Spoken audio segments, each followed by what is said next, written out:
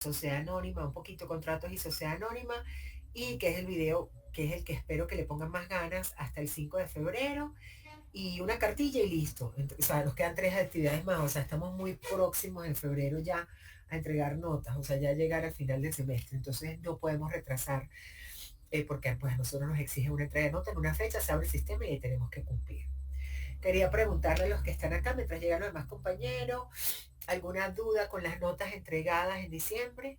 Ninguno me dijo nada. Yo hice retroalimentación a cada uno personalizada de cada actividad. Algunos respondieron entiendo, profe, otros no, pero bueno, si tiene alguna duda es el momento que me lo comente. No, profesora, gracias, Diego. Bueno, vamos a comenzar. Nosotros nos vemos hoy viendo contrato mercantil y sociedad anónima y se supone que lo del examen, voy a abrir rápidamente las láminas y todo lo que va para el examen, como rápidamente unos 10 minutitos para ello, listo, para que aclaremos si tienen alguna duda en el material. Y continuamos con contrato y sociedad anónima, es decir, temas 4, 5, 6, 7 y 8. Ya cuando nos volvamos a encontrar el 28 de enero, el otro sábado, vemos a profundidad Sociedad Anónima, SRL y Quiebra, que ya ustedes han empezado a investigar y ya hemos empezado a tocar hoy para hacer ese video que va a hacer cada uno del tema. Estoy pensando si hago la actividad grupal o individual. Eso también lo podemos discutir por el grupo, ¿ok? Dependiendo de la facilidad de cada uno, para no tener tantos videos, sino a ver si es la posibilidad. Bueno, ahí lo vamos bien. Bueno, voy a abrir entonces, estaba viendo el cronograma porque lo tenía acá en el teléfono. Vamos a ver, a compartir pantalla. Buenas tardes, disculpe, no puedo prender la cámara del micrófono. Ya abajo, mira lo que está pasando cuando se pone negra la pantalla, no entiendo.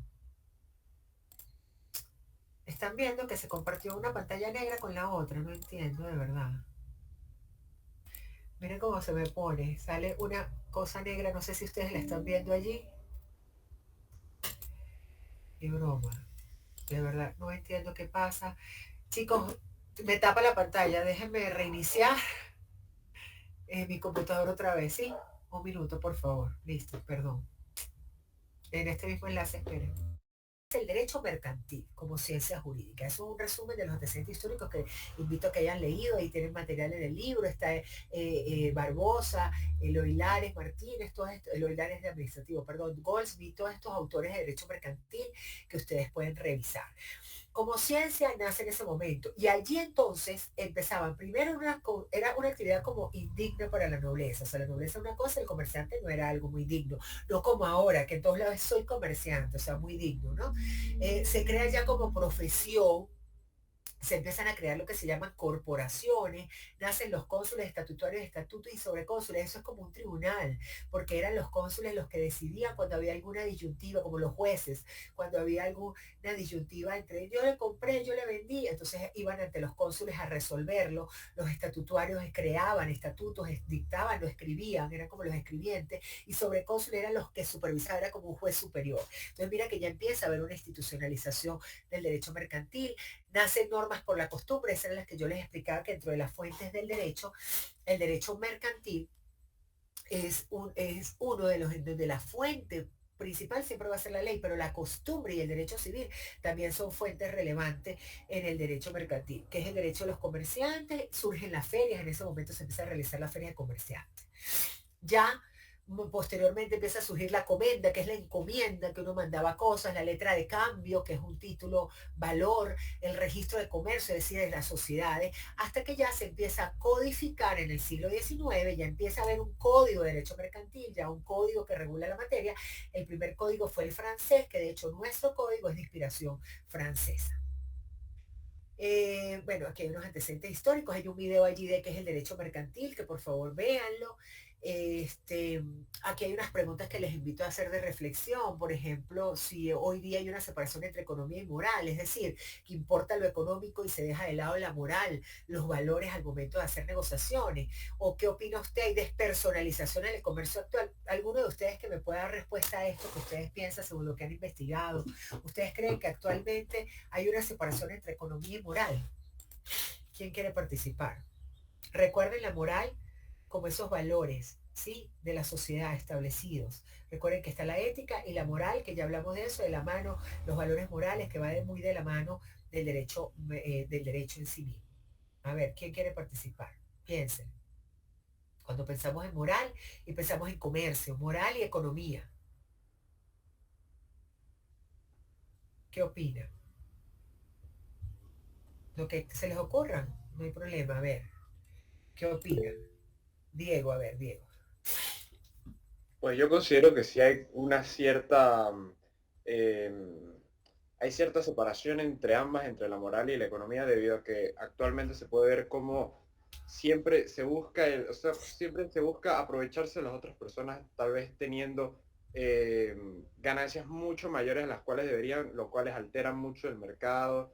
Siempre Ajá. buscan matracar a la otra persona, por decirlo de una manera muy, muy coloquial. Este, y considero que no hay una moral, una ética o al menos honestidad al momento de hacer una venta o de tú mismo hacer una compra, porque sabiendo tú que algo no está bien, no tiene un precio adecuado al que debería tener, aún así la persona termina comprando dicho producto, dicho bien. Eso es, Diego. Justamente sí se puede pensar que hay una despersonalización, no podemos decir que todos, pero ahí es lo que tenemos que buscar, en que no exista, en que realmente para ejercer el comercio, y por eso están las reflexiones de Santo Tomás de Aquino, volvemos a compartir, las reflexiones de Santo Tomás de Aquino, no debería existir esa separación, ¿ok? Se está viendo la pantalla, ¿cierto? Entonces, aquí cuando vamos a la reflexión de Santo Tomás, mira que Santo Tomás decía, la propiedad privada está de acuerdo con el derecho natural, es decir, que tú puedes tener propiedad privada. Obviamente, tener propiedad y riqueza y propiedad privada no es malo, es un derecho natural. Recuerden que hablamos del derecho natural, es el derecho de ser por ser humano por sí mismo. Ya por el hecho de ser humano tenemos ciertos derechos. La propiedad privada es preferible a la producción bajo un régimen de producción o de propiedad comunal. Miren lo que dice. O sea, que va de la mano de lo que vemos hoy día. O sea, ya son reflexiones del año 1225 y está determinado que es mucho mejor que podamos defender la propiedad privada a una producción bajo un régimen de propiedad comunal, porque ya en esa época se ha visto los embates, o sea, lo mal que podía traer ese tipo de propiedad en ciertas cosas. Hay unas cosas muy positivas, pero el manejo y la administración de las mismas es difícil. El comercio debe ser admitido en cuanto es útil a la familia del país, o sea, el comercio es muy útil. Un vendedor debe ser sincero con sus compradores, lo que tú mencionabas, Diego. No pasa. Vemos como hay estafas, como actualmente pues siempre se busca la usura, el aprovechamiento excesivo de ganancias. Dice, existe honradez cuando los bienes son intercambiados por valores iguales y a precio justo. Y la riqueza es buena si lleva una vida virtuosa, o sea, la virtud y la usura es condenable, eso que estamos mencionando. Entonces, si existe una separación hoy día, lamentablemente eso tiene que ir de la mano de los valores. ¿Qué opina usted? ¿Hay despersonalización en el comercio actual? ¿Quién lo responde? Despersonalización del comercio actual. Otro que no sea Diego. La despersonalización en el comercio actual.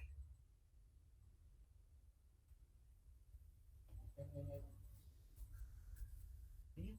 Despersonalización no están presentes, o sea, claro, hoy día la virtualidad, justamente la misma virtualidad, el hecho de poder hacer compras por internet, donde ya tú no estás presente, claro que hay una despersonalización, a veces podemos hacer la negociación y ni siquiera conocemos al otro comprador, ni nunca lo vemos en la cara, pero se realiza, dado gracias a la globalización y a los avances. Bueno. En líneas generales, esto es la evolución histórica del derecho mercantil en Venezuela. Miren que empieza en la época colonial, 1800 fue la codificación por primera vez, empieza de allí y se divide hasta nuestros días. De hecho, nuestro código es de 1955, ha tenido una sola reforma y todavía sigue vigente. Ojo con esto, con los sistemas doctrinales. ¿Cómo se define el derecho mercantil? Hay varios sistemas para definir qué es el derecho mercantil. Existe un sistema subjetivo, un sistema objetivo y un sistema mixto. El sistema subjetivo dice varios autores aquí, como Alfredo Morles Hernández, como Golpe, como Carlos Morales, dice, es el derecho de los comerciantes. Es decir, son las reglas, los principios jurídicos que regulan los comerciantes. Nada. Otros, como el sistema objetivo, dicen, no, no, no, es el derecho de los actos de comercio, no importa que hayan comerciantes, sean comerciantes o no, es el derecho de los actos de comercio. Mientras que el sistema mixto dice, Una de las dos es una rama, que ya hemos visto que es el derecho privado. Recuerden las ramas del derecho público y derecho privado, un conjunto de normas relativas a los comerciantes en el ejercicio de su profesión, porque para ser comerciante no es que yo vendí esporádicamente unos zapatos ahí en Mercado Libre y ya yo soy comerciante. No, es algo repetitivo, continuo, que busca una ganancia. Ahí es donde yo soy comerciante como profesión, no estoy registrado como con una firma o con una sociedad. Y referida a los actos de comercio legalmente calificados como tal para la realización de esto. Entonces, el sistema mixto recoge las dos perspectivas y ese es el que seguimos nosotros en Venezuela, el que consideramos, y cuando leemos el Código de Comercio, conseguimos que nos dice que es el derecho de los comerciantes y de aquellos que realicen actos de comercio, aun cuando no sean comerciantes, es decir, que reconoce los actos de comercio. Hay unas características, ojo también con las características del derecho mercantil, que es, el derecho mercantil es un derecho la celeridad, rapidez, es rápido, las negociaciones son más rápidas, es un derecho mucho más rápido que otro tipo de derecho, que tiene seguridad, busca siempre tener seguridad porque por el mismo hecho de que necesita de las transacciones sean seguras. El crédito es sumamente importante para los comerciantes porque trabajan con el dinero de otro, con el dinero ajeno. Un comerciante que pierde la credibilidad, el crédito le da cuesta arriba. Es un derecho universal, existe en todo el mundo. De hecho, el contrato en sí mismo, el contrato mercantil, los contratos, estas renegociaciones diarias están dándose en todo el mundo a todo momento. Consuetudinario, es decir, que se basa en la costumbre. De carácter fragmentario, se divide en distintas ramas. Equitativo, es progresivo, va cambiando. Subjetivo y objetivo, como ya lo vimos, el derecho de los comerciantes y del comercio, y es un derecho social. Aquí vemos cómo lo llaman como el derecho a la empresa, el derecho en masa, el derecho a la economía, la codificación en Venezuela, lo voy a pasar porque ya supone que ustedes investigaron esto, y las fuentes del derecho mercantil, que ya sabemos que la principal es la ley, como ya lo hemos visto, lo que está establecido en la Constitución, en las leyes, en los decretos, pero también tenemos otras leyes, otras fuentes, que ya lo hemos visto también, la analogía, principios generales, la costumbre, pero en este caso el mismo Código de Comercio me dice que para el derecho mercantil una de las fuentes es la ley, lo que establezca el derecho, el Código de Comercio, pero también se remite en algunas oportunidades al Código Civil, a la materia civil. Lo que no se consigue en el derecho mercantil se puede resolver con la materia civil o con la costumbre. ¿Ok? Estas dos autoras, madre e hija, hablan que primero los jueces deben tomar en consideración al dirimir algún conflicto, lo que diga la ley, lo que establezca la costumbre del lugar, porque hay ciertos espacios, por lo menos en el páramo, van a vender papa, hacen negociaciones verbales del ajo, de la cosecha, entonces, y no se firma ni contrato. Y en el momento de dirimir un conflicto, hay ciertas costumbres del lugar que no puede pasar por encima el juez al determinarla. Y después el Código Civil. Pero siempre va a haber una fuente para poder dirimir ese tipo de conflictos. Se relaciona con otras fuentes no jurídicas como la economía, la estadística y con fuentes jurídicas que las tenemos acá. Bueno, eso es más o menos lo que decía el tema 4. Miren que aquí tienen videos, tienen la historia del derecho mercantil, tienen otras láminas de otros profesores que pueden revisar para poder desarrollar y sacar los temas más indispensables. Cuando vemos el tema 5 y 6, entonces ya vamos a desarrollar acá lo que vemos, quiénes son los sujetos y las obligaciones de mercantil y de esos comerciantes. Miren que tenemos videos de las obligaciones mercantiles, tenemos leyes por revisar, bueno, la historia de la contabilidad. ¿Por qué? Ya lo vamos a ver, porque están los sujetos y la actividad mercantil, que es el tema siguiente. ¿Quién es el principal sujeto que realiza la actividad comercial? El comerciante. Para definir, ojo con esto, el comerciante hay dos criterios, el de habitualidad y el de inscripción en el registro de comercio. Lo que les decía hace un momento, para ser comerciante son aquellos que ejecutan actos de comercio de manera habitual, no esporádicamente. Y el de inscripción es aquellos que ejecutan actos de comercio de manera habitual y que además se han inscrito como comerciante en el registro mercantil, es decir, tengo una firma personal, tengo una sociedad anónima, una compañía, una sociedad comandita, una SRL. Estoy inscrito como comerciante. Entonces, para ser comerciante están los dos criterios para definirlo, el de habitualidad o el de inscripción en el registro de comercio. También hay concepto doctrinario, determina el comerciante, lo ven desde el punto de vista económico, desde el punto de vista jurídico, pero lo importante aquí es llegar a que existen esos dos criterios para definirlo, el de habitualidad y de inscripción, pero además que hay clases de comerciante, el individual y el social. El individual es la persona natural que se dedica a ejercer el comercio en los términos que se expresaron anteriormente, es decir, o lo hace de forma habitual o está inscrito. Ese es el comerciante individual. Y el social son las sociedades constituidas en la forma prevista del Código de Comercio. Según el Código de Comercio, las sociedades mercantiles son en comandita, sociedad SRL, sociedad de nombre colectivo y la sociedad anónima. Las demás han quedado en desuso. Hoy día la que más conocemos es la sociedad anónima. Pero no es que están derogadas del código, han quedado en desuso por ciertas condiciones que vamos a ver más adelante, pero, y la sociedad anónima es la que sigue vigente, pero existen ese tipo de sociedades. Requisitos del concepto de comerciante, ¿ok? Para que seas comerciante, debes ejecutar, efectivamente debes realizar actos de comercio. Los actos de comercio están determinados en el artículo 2 del Código de Comercio. Me dice qué actividades son actos de comercio. Esos actos deben hacerse en nombre propio y asumiendo la responsabilidad por tales actos y debe ser de forma profesional, como ya lo dijimos, una realización de serie continuada de negocios comerciales. El artículo 10 además dice del Código de Comercio que se exige la capacidad de contratar, es decir, tú debes tener, para adquirir la cualidad de comerciante, tienes que tener los requisitos para, según el Código Civil, para contratar, es decir, ser mayor de edad, tener capacidad de goce, capacidad de ejercicio, no estar inhabilitado. A eso es a lo que se refiere. Además, debe ejercer el comercio como la actividad fundamental del individuo. ¿Hay ciertas prohibiciones para ejercer el comercio? Sí. El menor emancipado es el menor que se casó, es decir, a los 16 años. Antes la mujer podía a los 14, el hombre a los 16, ya se equiparó por una decisión de la Sala Constitucional en que ambas edades son a los 16 años. Tú puedes pedir permiso a tus padres y ellos le dan la autorización y tú te puedes casar. Entonces, ¿qué dicen? Bueno, pero si el señor, este chico se casa, ya se considera un mayor de edad, por cierto, es emancipado, se emancipa y puede entonces también ejercer actos de comercio con una reforma del año 82. Antes el artículo 12 decía que no, que requería a un tutor, a pesar de estar emancipado, pero ahora con la reforma del Código Civil y con esta jurisprudencia, después de los 16 años, y si se casa, es un menor emancipado y si ya va a tener un matrimonio, pues se supone y entiende el legislador que necesita trabajar y poder desarrollarse. Podría ser un comerciante para poder llevar a cabo, ejecutar todas sus obligaciones. Entonces, el menor emancipado ya no tiene la inhabilidad para ejercer el comercio o esa prohibición. Pero sí la tiene el menor de edad no emancipado, el artículo 13 lo dice. Es decir, aquel niño que pueda tener una empresa, que heredó una compañía, que heredó unas acciones, se considera comerciante, pero lo representa según aquel que tenga la patria potestad, sea el padre o la madre o otro tutor que haya quedado designado o que donde el legislador le haya asignado a ese menor no emancipado, no casado. Entonces, él sí tiene una prohibición para ejercer el comercio. El inhábil, ¿quién es el inhábil? Así lo establece el artículo 15, aquel menor de edad que no está autorizado para el comercio, que no está casado, que por supuesto es menor de edad, no puede ejecutar el comercio, o que tenga alguna condición médica o psicológica que no pueda.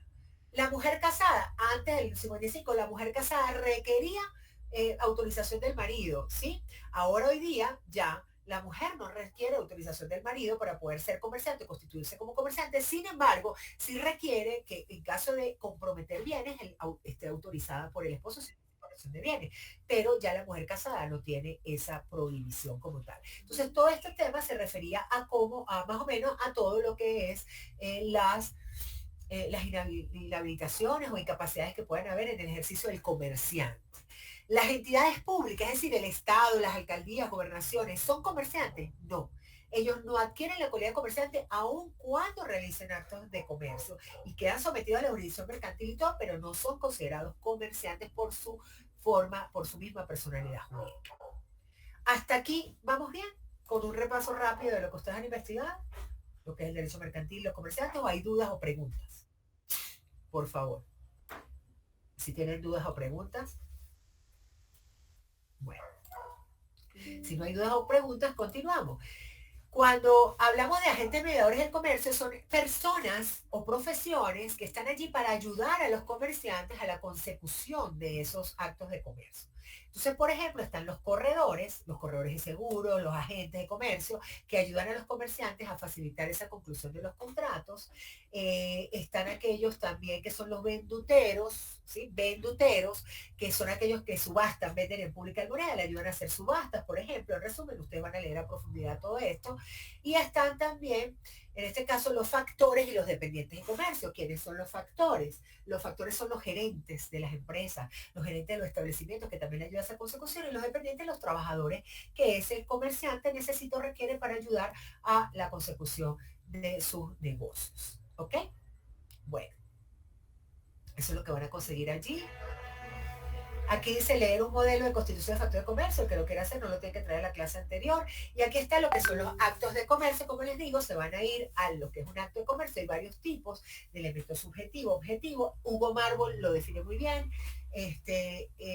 para que lo lean, este tipo de acto. Y está el artículo 2, lean el artículo 2, los 23 ítems ordinales del artículo 2 del Código de Comercio. Eso es más o menos lo que ustedes van a conseguir en este tema con ese material. Y cuando hablamos de obligaciones de los comerciantes, que creo que va hasta allí la evaluación o va hasta obligaciones mercantiles, ya voy a ver acá. Está en claro, ya va, no sé qué están escribiendo acá, un momentico. Ay, perdón, el enlace, ay, sorry, yo no lo puse de nuevo, suponiendo que lo tenía, perdón, que no puse de nuevo de verdad el enlace. Bueno, voy a ver aquí el cronograma porque creo que es 4, 5 y 6 los temas. Igual las obligaciones mercantiles es importante verlas, las vamos a ver en el contrato. 4, 5 y 6, ciertamente es hasta aquí, hasta las obligaciones de los comerciantes. Entonces, cuando hablamos, los comerciantes, esos que definimos, sea individual, sea comerciante social, sea descrito de la parte económico-social, tienen dos obligaciones principales, que son el registro de comercio, es decir, de inscribirse como comerciantes y llevar contabilidad mercantil. ¿Ok? Tienen esas obligaciones. Entonces, el registro de comercio, el registro mercantil, que es lo que le llama el registro de comercio, es una institución que se ha creado como fuente de información para que se pueda conocer cuál es el verdadero estado de las situaciones en materia comercial. Allí es donde acuden a hacer el registro respectivo. Es una institución jurídica que aquí queda, en Mérida queda debajo de los tribunales. Entonces, allí es una oficina especial con un funcionario que es un registrador mercantil que da fe pública de que allí usted se constituyó y que lleva todos los libros y ha cumplido con todos los requisitos para ser un comerciante.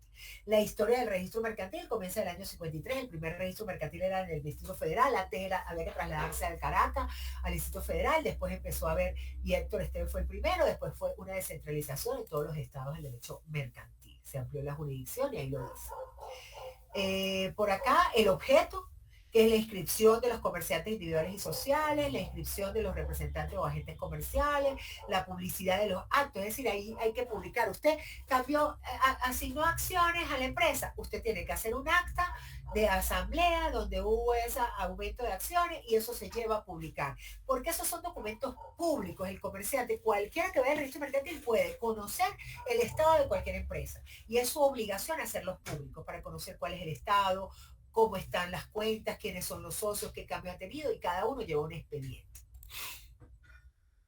Bueno, aquí es la organización interna del registro mercantil, qué libros llevan en el registro. Esto es lo que da una publicidad formal, o sea, el usuario tiene derecho a que se muestren los protocolos y a solicitar copias de cualquier expediente, eso es público. Y también está la publicidad material, es decir, que yo puedo utilizar todos esos documentos para demostrar ciertas cualquier tipo de acción que yo quiera, ¿sí? Lo que no esté inscrito en el derecho mercantil registrado no es oponible a terceros, no tiene validez. Es un documento privado, no público. El acto no registrado es inefectivo, en el sentido de que no puede ser opuesto a terceros, mientras no se publique, no produce efecto ante los terceros, y así lo establece el mismo Código de Comercio. Entonces van a conseguir eso, van a conseguir la ley de registro público notariado, leanla ahí la tienen, porque ahorita se pagan aranceles, cuál es la finalidad del SAREN, que es el ente regulador, que se hace visado, que es por un abogado, los documentos deben ir visados, y está la contabilidad mercantil, que ahí ustedes ya han visto la materia de contabilidad, saben más o menos la historia de la contabilidad, es donde se lleva el registro de todas las operaciones del negocio para controlar y mostrar la situación de los cambios que se van produciendo en el comerciante por sus actividades mercantiles. Tienen un video muy interesante de la historia del resumido de la historia de la contabilidad. ¿Y qué beneficios trae la contabilidad? Ayuda al comerciante a enterarse pues de sus negocios, del estado de sus negocios, cuáles son sus activos y pasivos, pero además ayuda a los terceros para que podamos calificar la conducta del comerciante, saber si tiene atraso, si tiene quiebra, la contabilidad, cuáles son las materias en pruebas judiciales y todo esto. ¿Ok? Libros, ya ustedes han visto eso, qué libros contables hay que llevar. Mínimo, si yo tengo una firma personal o si tengo una sociedad anónima, tengo un libro diario, mayor, inventario. Si tengo una sociedad anónima, además de eso, que es el de IVA o el de compras y ventas. También si tengo el de actas, registro de socios, el libro de accionistas, que es el que se llama así, registro de socios, son sumamente importantes de llevar en los libros contables y los libros contables hacen prueba fehaciente de cualquier juicio. Por otra parte, los libros contables no se votan como piensan algunos que dice la ley de tributaria que a los 6 años y contadores que han dicho eso no, porque el mismo código dice que tienen validez hasta 10 años, tienes la obligación de guardar todos los libros contables y la documentación contable para que pueda ser usado en prueba o en juicio. ¿Alguien creo que escribió por acá? Debo retirarme, Diego. Perfecto, Diego, está bien, gracias. Bueno, hay libros auxiliares, usted puede llevar todos los libros auxiliares de bancos, de clientes. ¿Cómo se llevan esos libros? Ustedes deben haber visto en contabilidad que no pueden hacer tachaduras ni enmendaduras ni nada por el estilo. Quisiera que alguno me diga si ya vio contabilidad, porque tienen que haberlo visto y haber visto toda esta materia de libros contables, la parte jurídica, ¿cierto? Entonces, bueno, eso es muy fácil, por eso no me detengo allí, porque ya en contabilidad ustedes ven que tiene valor probatorio, ven que está el debe y el haber, que hay sistemas contables, y eso es lo que establece ahí unos principios contables.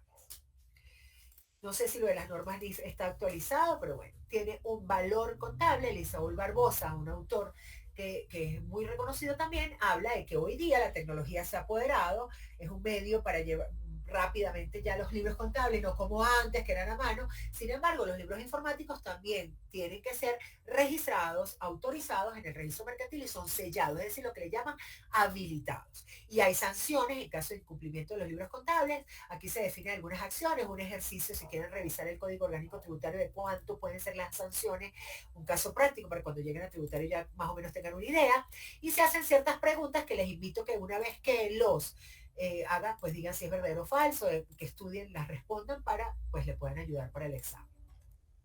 Los comerciantes además tienen unos signos distintivos, además de la inscripción, tienen algo que se llama la firma y las marcas comerciales, ahí vemos lo que es lema, todo lo que es marketing, todo eso también es parte del comercio, temática muy interesante.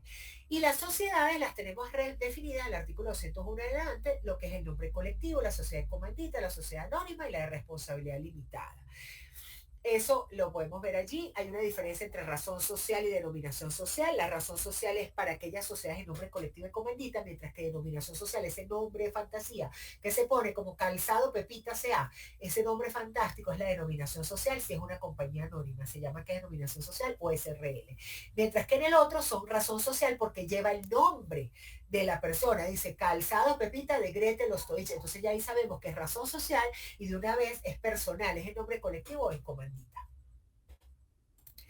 La marca, que es todo signo, figura, dibujo, palabra de la marca como tal, que eso está regido por la ley de propiedad industrial, y los lemas, denominaciones, ahí tienen un video del derecho comercial hoy, y bueno, lo que es la patente de industria y comercio, eso es un permiso necesario, además de ser, tiene un doble carácter, porque además de ser un impuesto que se establece por los municipios para tú poder ejercer el comercio en esa jurisdicción, tú pagas un impuesto anual, mensual, perdón, tú también tienes que inscribirte como comerciante ante las alcaldías y ellos te dan una autorización para poder ejecutar el comercio o ejercerlo dentro de ese municipio en un establecimiento comercial, oficina o local, sea con el lucro respectivo.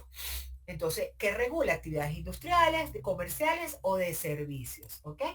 Entonces, por eso se dice que tiene una característica dual, porque además de ser llamado como impuesto, también es llamado como actividad. Hoy día ya no se habla patente, industria, comercio, se entiende que es patente, pero hoy día es patente, industria, comercio, servicios y conexos similares, algo así, mucho más largo.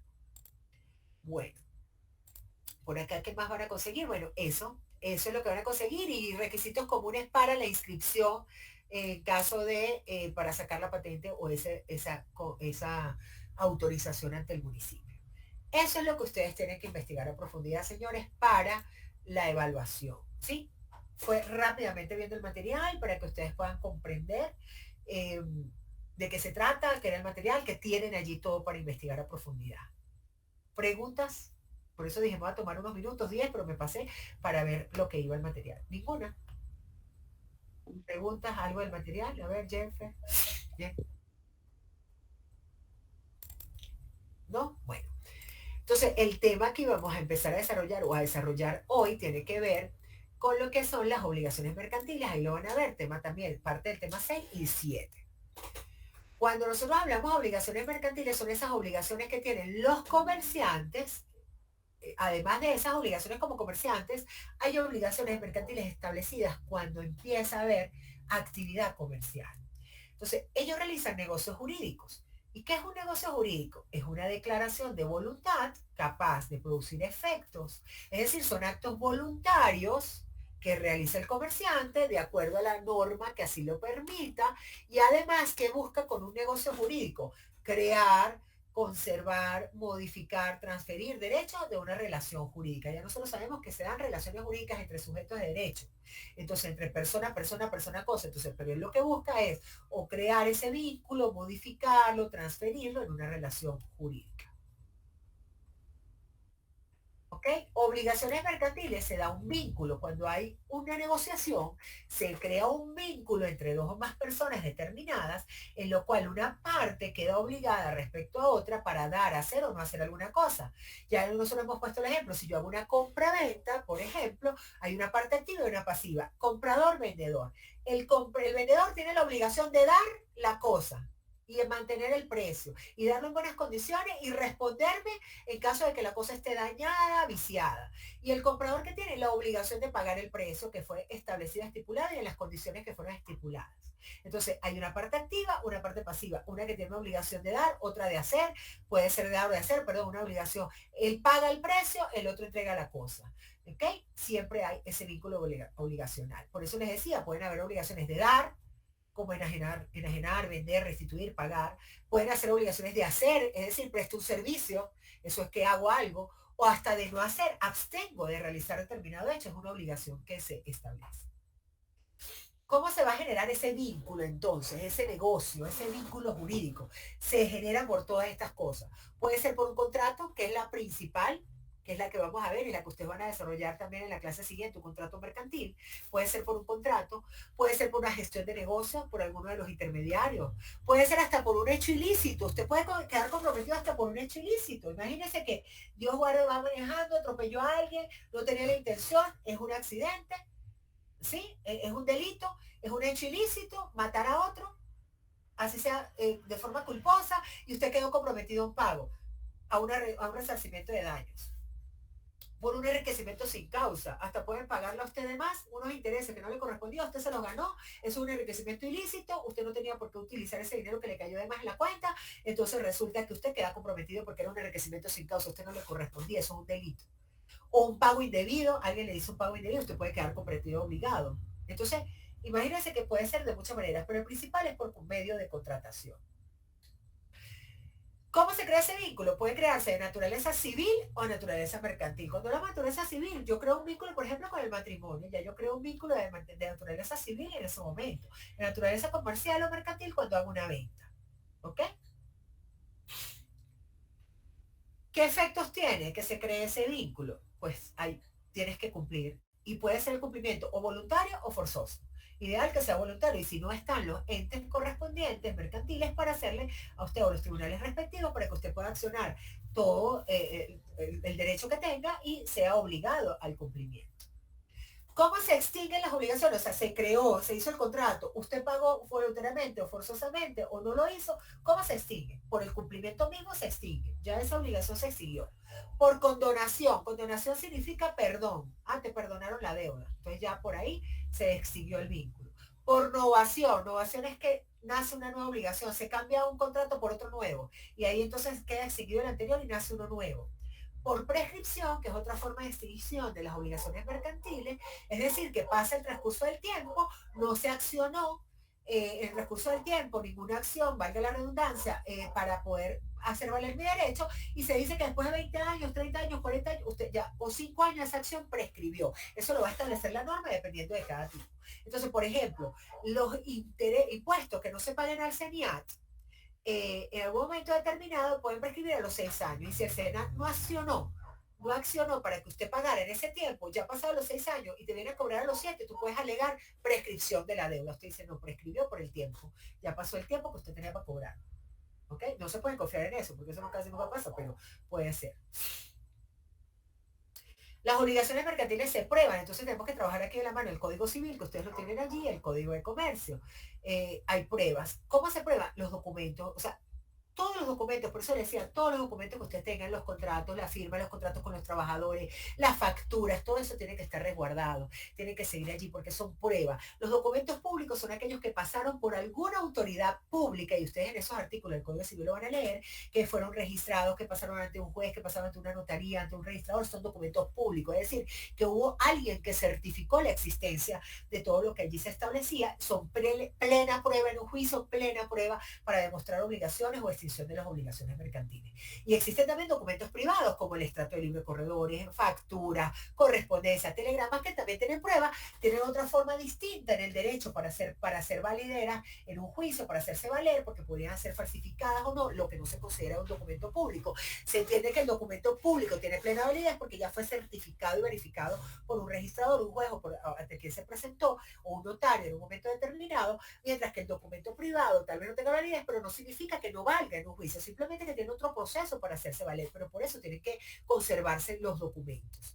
¿Cuándo prescriben? El artículo dice 10 años, señores. Todas las deudas mercantiles, obligaciones mercantiles prescriben a los 10 años. Entonces, puede ser que usted con el cereal le prescribió a los 6, que con los trabajadores le prescribió al año, a los 5 años, dependiendo del tipo de demostración. Pero hasta un libro comercial puede hacer valer algo que sea 10 años después demostrable. Entonces, 10 años debe conservar y prescriben las obligaciones mercantiles que tengo a los 10 años. Si en esos 10 años yo no accioné para poder hacer valer mi derecho en el cobro de esa acción o esa obligación y pasaron los 10 años, ya el año 10 años, un mes, 10 a 11 años, ya yo puedo alegar la prescripción y no tienen cómo obligarme al cumplimiento.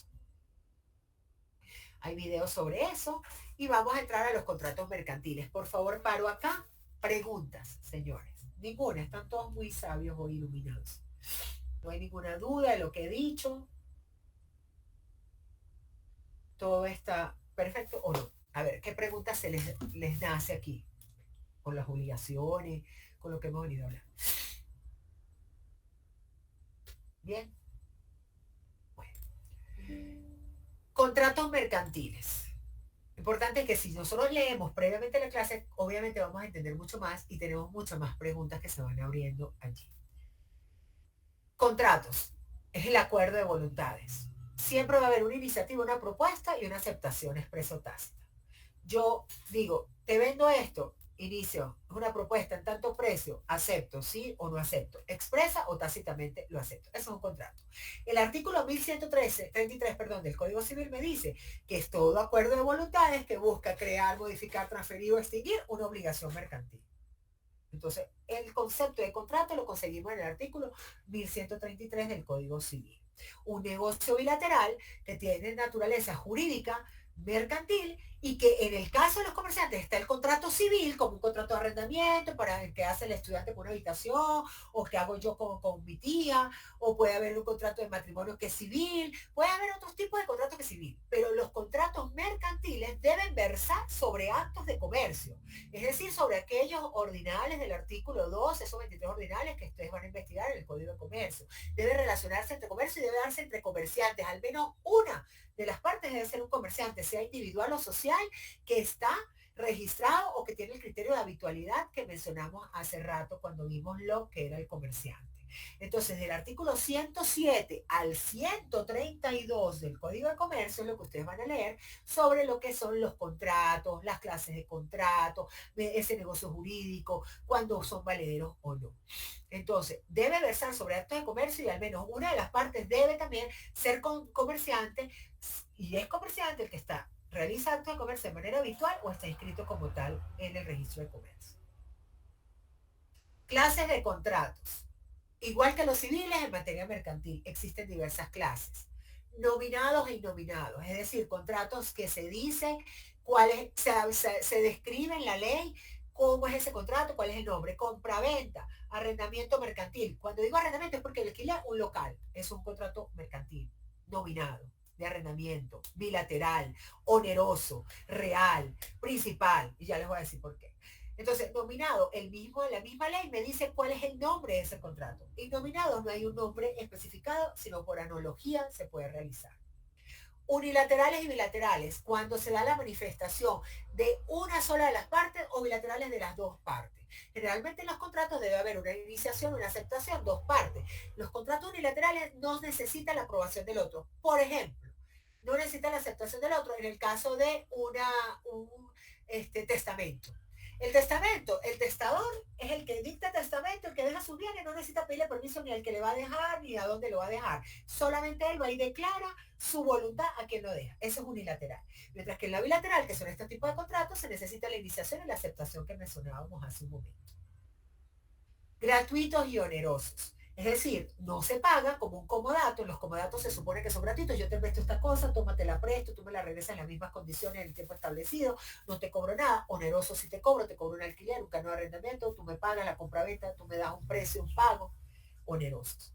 Consensuales, reales y solemnes. Consensuales recae sobre el consentimiento. Reales sobre la cosa, una cosa, solemnes que cumple formalidades. Principales o accesorios. Contratos principales, contraventa, arrendamiento, están establecidos fianza. La fianza es accesoria, porque tú eres fiador de alguien porque arrendó, porque compró, es accesorio a un contrato, es un contrato mercantil, yo soy fiador de alguien, es decir, garantizo que esa persona va a cumplir y si ella no cumple, cumplo yo, eso es una fianza, ¿ok? Pero entonces es accesorio a algo, a un contrato de compra-venta, puede ser de esos tipos de cumplimiento instantáneo o de tracto sucesivo. Es decir, me cumples el momento, compra-venta, te doy una cosa, me das el pago. Arrendamiento, lo vas pagando en el transcurso del tiempo. Traslativo de propiedad obligatorio, es decir, compra-venta es traslativo de propiedad, por ejemplo. Entonces, así son los tipos de contratos. Como les digo, puede haber un contrato, busquemos compra-venta mercantil, estoy vendiendo una cosa. Yo soy comerciante, tengo mi empresa y te vendo una cosa. Entonces, un contrato nominado, bilateral, oneroso, real, principal, de cumplimiento instantáneo y traslativo de propiedad. ¿Se entendió eso? ¿Quedó claro eso? Esa ejemplificación. ¿Sí? Ok. Adair es el único que me responde. Gracias, Adair. ¿Qué se necesita para que exista un contrato? Que haya, como decíamos en las clases anteriores, cuando hablamos de las personas, personalidad jurídica, relación jurídica, el tema de la relación jurídica, que hablamos que se necesitaba para ser un sujeto apto, derechos y obligaciones, tener personalidad jurídica, el artículo 1141 me establece que define todo lo que es el contrato, también el Código Civil, ahí lo van a buscar desde el 1133 en adelante, te dice que se requiere el consentimiento de las partes obligatoriamente tu iniciación, aceptación, debe haber un acuerdo bilateral. Debe haber un objeto materia del contrato, lo dice el artículo 155. ¿Qué significa eso? Yo no puedo hacer una contratación por algo ilegal, por ejemplo, igual que una causa lícita. Objeto materia del contrato, es decir, yo te vendo la luna. Sé que constantemente nos están regalando la luna y todo esto en el enamoramiento, pero eso no es ni un contrato ni es objeto materia del contrato, por ejemplo que haya una causa lícita. Yo no puedo hacer un contrato, por ejemplo, porque te vendo 3 kilos de cocaína y si tú no me cumples, yo voy, entonces te demando ante el juez mercantil. No es una causa lícita. Entonces, para que un contrato sea válido, necesita tener que haya consentimiento válido, es decir, no haya sido obligatorio, no haya sido viciado por error, dolo, violencia, que ya lo vamos a ver, que tenga objeto, material del contrato, puede ser vendido. Por ejemplo, si la Constitución me dice que el presidente no puede vender parte del territorio sin autorización de la Asamblea, que no se puede vender el territorio, él no puede ir a hacer un contrato de venta de una isla porque le dio la gana, porque no es objeto material del contrato, por ejemplo. Y una causa lícita debe ser. Además, las personas que contratan deben tener capacidad legal, por eso miren que va de la mano de materia civil, capacidad legal para contratar, como decíamos, ser mayor de edad, no ser inhábil, no estar inhabilitado, tener toda la aptitud jurídica para ello, y el consentimiento debe ser válido. Yo lo di sin ninguna presión, coacción, no hubo error, ningún vicio, ni dolo, que es darme golpes para que yo dé la autorización, ni violencia, ni me engañaron, que es el dolo, ni me engañaron para yo poder dar esa autorización. ¿Ok? Y aquí está la ejemplificación de algunos contratos donde está el Código Civil, SCC es Código Civil, cuando es Código de Comercio es SECOM, Código de Comercio, según mis propias abreviaturas. Entonces, aquí están los contratos. Esos son los contratos que ustedes van a leer. Y son los contratos, algunos de esos contratos ustedes lo van a desarrollar. La compraventa está en tal tipo de tal artículo. ¿Cómo se hace? Ustedes van a realizar un contrato de compraventa mercantil, no civil. Lo van a ver allí, pero se van a trasladar al mercantil, que también en el Código de Comercio está el contrato de compraventa mercantil, pero complementen con ambos códigos. un contrato de arrendamiento, un contrato de comodato, de préstamo de uso, de mutuo, ya sea el contrato de sociedad, que es el que vamos a desarrollar más adelante. Ojalá que el de sociedad no lo hagan ahora, porque el de sociedad anónima lo vamos a desarrollar en el próximo video. Pero puede ser el de hipoteca, una prenda, de fianza, el de transporte, de seguro, de comida, o sea, cualquiera de estos contratos. Ahí tienen las referencias para que ustedes lean y es lo que vamos a hacer. ¿Por qué es importante este tema? Bueno, porque el contrato es el instrumento por excelencia para que el hombre en sociedad pueda satisfacer sus necesidades.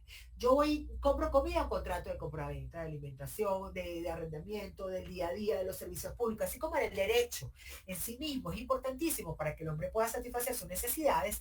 En el contrato también es el acto jurídico de mayor aplicación porque cualquier sujeto de derecho no puede concebir su vida si está en sociedad sin la realización de vida económica en las comunidades. Necesita de esa vida económica y de las contrataciones. ¿Cómo se extingue? Según Maduro, no el malo, sino el bueno. Maduro Luyando, que es un autor muy estudioso del derecho mercantil, se extingue el contrato, sí, se puede terminar, obviamente, está su extinción. Y eso significa que deja de producir los efectos que venía produciendo, ¿verdad? Los efectos que tenía. ¿Cómo se pueden disolver? Se pueden producir por disolución. Yo decido, bueno, ya vamos a disolver aquí, las ambas partes están de acuerdo y dice, bueno, ya el arrendamiento finiquitó, ya disolución de los contratos. Se puede hacer por expiración del tiempo, eso es disolución. Por nulidad, es decir, resulta que yo contraté con alguien que no dio su consentimiento de forma libre, había dolo, violencia, error, contraté con alguien que no creía que era, no era mayor de edad, no tenía capacidad jurídica, es nulo de toda nulidad ese contrato. No tenía capacidad de materia objeto de contrato, no tenía causa lícita, nulo. Resolución. Ah, resulta que una de las partes incumplió con el contrato, entonces yo resuelvo resolverlo. Yo, la otra parte, no me pagaste el arrendamiento, yo decido, pido la resolución del contrato, no es disolución porque no hay entre ambos acuerdos. No es nulidad porque el contrato era válido y sigue siendo válido, ¿ok? Ahora pido es la resolución. Una sola de las partes no está de acuerdo, pero la otra lo pide porque la otra incumplió con lo que iba a hacer. Rescisión de los contratos. También yo decido, porque no se cumplieron las condiciones establecidas, decido rescindir el contrato o realmente no cumplía con todos los requerimientos que estaban establecidos o es de imposible cumplimiento.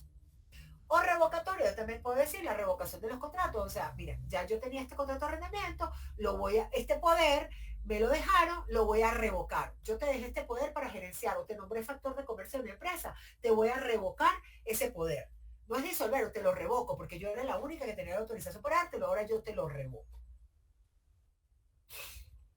Hoy día se realizan muchos contratos por el comercio electrónico, también contratos electrónicos que están protegidos también. Hay leyes que protegen, leyes especialísimas que han salido en el país, también a nivel mundial, para proteger contra los delitos informáticos por esta era digital.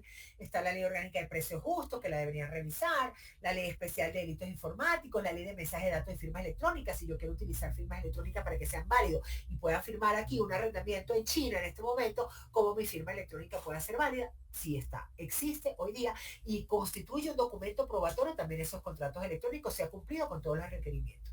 Y hay un video que me habla de todo lo que es el comercio electrónico. Entonces aquí tienen obligaciones mercantiles que les invito a verlo, para qué sirve el registro de comercio, miren que aquí tienen para desarrollar la patente de industria de comercio, algunos como un cuestionario de lo que son los comerciantes, las obligaciones de los comerciantes que la vimos en las láminas resumidas, que es la contabilidad y la inscripción.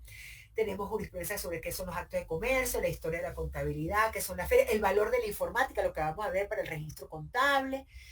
Mira, tenemos muchísimo material que es el comercio, el código orgánico tributario. Este trabajo de la profesora Marisa de Ascenso te habla también de todo lo que es los actos de comercio. Mira, el compendio de legislación mercantil, quiénes son los comerciantes y la actividad en general. Eso parece un cuestionario más bien de estudio, demasiado desarrollado. Lo que acabamos de ver, miren que aquí lo tienen. Miren, la contabilidad, los comerciantes, o sea, de la profesora Marisa Viseño, y te explica todo lo mismo que hemos hablado, pero con forma más detallada en esta investigación, que es un trabajo de presentación. Mira, aquí dice que es el derecho mercantil, los sistemas, lo que hablamos, el sistema objetivo, el subjetivo y el mixto.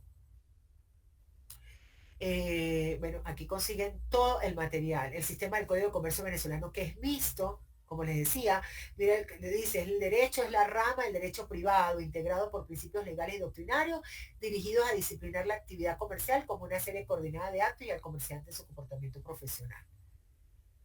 Aquí están las características que hablamos del derecho mercantil: universalidad, la costumbre, la celeridad. La triada principal, las tres características principales del derecho mercantil es la celeridad, la seguridad y el crédito, ¿ok? La confianza que inspira ese comerciante.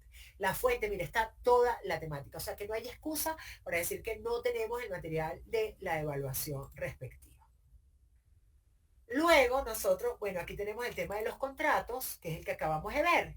Mira que aquí está contratos mercantiles, obligaciones y el mismo tema que acabamos de desarrollar. Vamos a ver rápidamente, este video.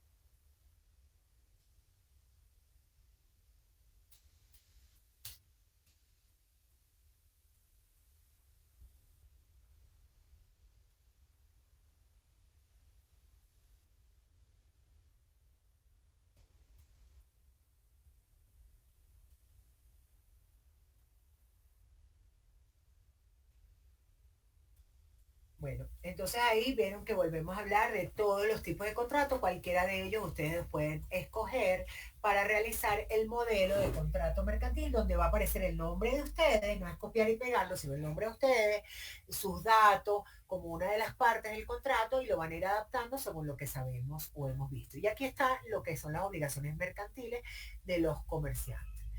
Ese era el tema que teníamos previsto para hoy y ampliar o abrir un poco lo que son sociedades anónimas, porque sociedad anónima es un tema bastante largo, lo que son las sociedades y la quiebra.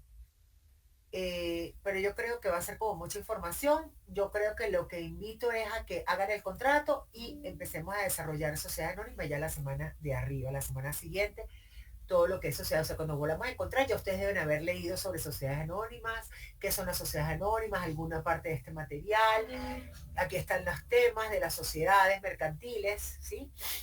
Que es una sociedad cuando se reúnen dos o más personas para unirse, es la asociación, están las públicas y las privadas.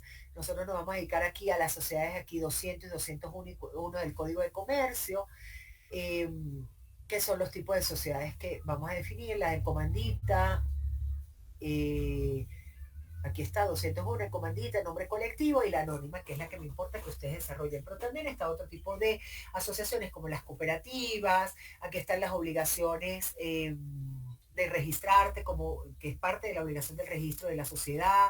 Aquí están los tipos, miren, nombre colectivo, en comandita, o sea, tienen todo el material acá, cómo se pueden disolver las sociedades y cuál es la quiebra y el beneficio de atraso, porque eso de que caía en quiebra nada más no es un proceso. El comerciante, el único que cae en quiebra es el comerciante y es un proceso. Entonces, bueno, ustedes me dirán si tienen dudas hasta acá del tema del contrato. Como les digo, íbamos a empezar a ver sociedad anónima, pero ya como cambiamos la evaluación, me parece que es demasiada información para no confundirlo y podemos ir desarrollando sociedades anónimas a través del grupo, dejándoles en la semana como después de la otra semana temas ya como más puntuales de los que van a leer en la página, ¿ok? Para el encuentro del 28. Si no hay preguntas sobre la evaluación, sobre lo que vimos, sobre el tema del contrato, de las obligaciones mercantiles, podemos dar por finalizada la clase.